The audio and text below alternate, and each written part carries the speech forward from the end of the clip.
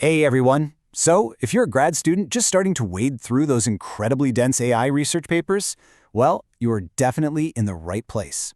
Today, we're doing an explainer on one of the most monumental papers in modern AI, OpenAI's CLIP. And don't worry, we're skipping all the intimidating equations. Instead, we're going to focus on the 20% of concepts that actually yield 80% of the understanding. So, let's cut through the jargon together and see how this paper literally bridged the gap between computer vision and natural language. Okay, let's dive right in with a number that absolutely shook the AI community when this paper was first published. That number? 0. To really grasp how crazy this is, you gotta know that at the time, the absolute gold standard for computer vision was this massive dataset called ImageNet. It contains 1.28 million meticulously human-labeled training images. Well, when the CLIP model was tested on ImageNet, it matched the performance of the original, state-of-the-art ResNet 50 vision model. But here's the jaw-dropping part. CLIP achieved this without using a single one of ImageNet's 1.28 million training examples. 0. I mean, how is it even possible to recognize something you've never explicitly been trained to recognize?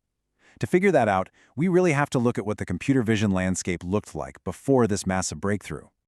Section 1. The AI Vision Bottleneck. Right, so before CLIP came along, the AI community was basically stuck in what we can call the gold label bottleneck. Standard models relied completely on high-quality, crowdsourced datasets. Humans literally had to manually tag hundreds of thousands of images into very fixed, hard-coded categories. If you trained a model on ImageNet, it learned exactly 1,000 specific classes, and that was it. But here's the reality, right? Visual concepts in the real world are infinite.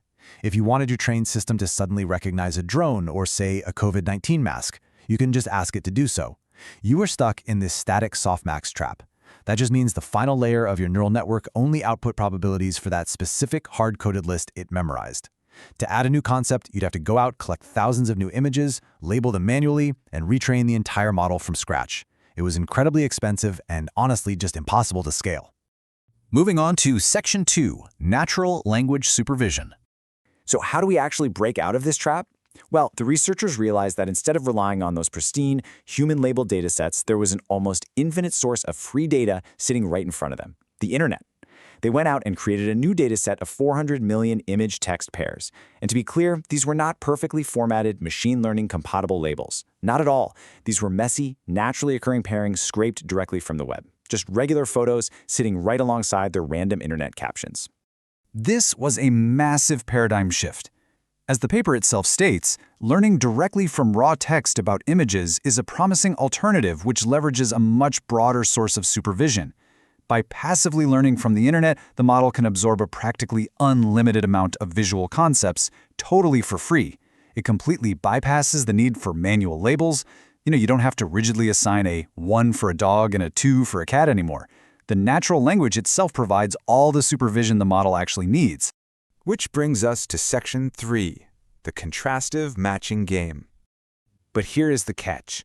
Messy internet text introduces a huge computational problem. How on earth do you train an AI on it without your compute costs just exploding? To understand how they solved this, imagine you're at a massive party, playing a game of matchmaker. On the left side of the room, you have those 400 million scraped photos. On the right side, you have 400 million sticky notes with their internet captions, like, Pepper the Aussie pup playing in the grass. Previous AI pioneers tried to force the model to look at a photo and painstakingly write out the exact sticky note from scratch, word by word. That is computationally exhausting because internet text is just so highly variable. CLIP doesn't do that. Actually, CLIP just plays a matching game. Its only job is to score which sticky note pairs with which photo. It scores the correct pairs high and the incorrect pairs low. That's it. If you look under the hood at the architecture, think of it basically like a giant n-by-n matrix, kind of like a massive Sudoku grid. On one side, you have image embeddings. That's just the image encoder turning photos into mathematical vectors. On the other side, you have text embeddings coming from the text encoder.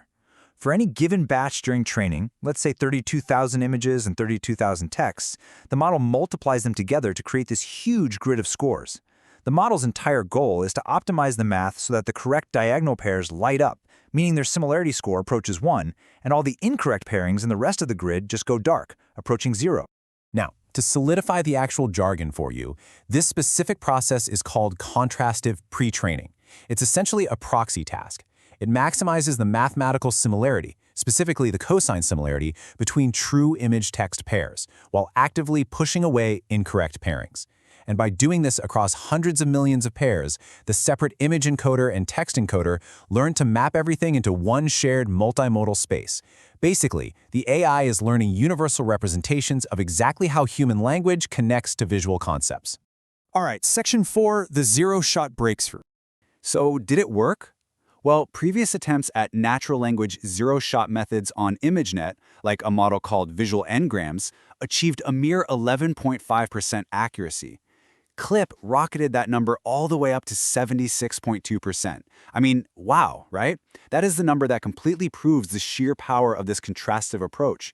It wasn't just a slight incremental improvement, it was a total paradigm shift that made natural language supervision actually viable for state-of-the-art computer vision. And the crucial takeaway here is how this enables zero-shot transfer. That's the ability of a model to recognize entirely new concepts out of the box without any data-specific training. At test time, you completely ditch the internet captions. Instead, the text encoder acts as a dynamic classifier. You just give it an array of text prompts like plane, car, dog, and it generates new classification weights on the fly based purely on your text. You're essentially rolling your own custom classifier just by typing Python strings. It's wild. But, there is a little trick to making this work flawlessly: prompt engineering. Because CLIP learned from full, messy sentences on the web, single contextless words can actually really confuse it. This is a problem called polysemy. For instance, if you just prompt the word crane, is the model supposed to be looking for a bird or a huge piece of construction equipment? If you search for boxer, is it a dog or a professional athlete? By wrapping your target word in a template, like a photo of a dog, a type of pet, you effectively steer the AI into the correct semantic neighborhood, avoiding all that confusion and massively boosting your accuracy. And the data efficiency and performance across the board were just stellar. Now sure, there is still some headroom for improvement on highly fine-grained tasks, like, telling apart very specific, obscure models of cars or variants of aircraft. But the model's out-of-the-box performance was proven across over 30 different datasets. Because it learns such broad, universal concepts, it remains incredibly stable and doesn't overfit to the specific quirks or weird backgrounds of any single dataset. Let's wrap things up with Section 5, Why CLIP Matters Today. So, why are we having you, as grad students, read a paper from a few years ago? Because CLIP fundamentally changed the entire field. First, it completely bypassed that static softmax trap we talked about earlier. It replaced rigid, hard-coded classification layers with dynamic, flexible text inputs. Second, it essentially acts like ChatGPT for vision. It's able to understand and adapt to almost any new visual concept you ask it about. And third, and perhaps most importantly for the massive AI boom we're in right now, it laid the direct foundational architecture for text-to-image generators. When you type a prompt into DALL-E or Midjourney today, it is the exact shared text-image embedding space pioneered by CLIP that allows the AI to understand what your words are actually supposed to look like visually. CLIP proved that by simply predicting which text goes with which image on a massive scale, AI can learn highly transferable universal visual models. Which leaves us with one final, pretty profound thought to close on. If AI can learn to see and understand the world just by passively reading the messy, unstructured internet, what happens to the future of AI when models no longer need humans to meticulously label their world for them? Definitely something to keep in mind as you read your next piece of research. Thanks so much for joining me on this explainer, and hey, happy studying.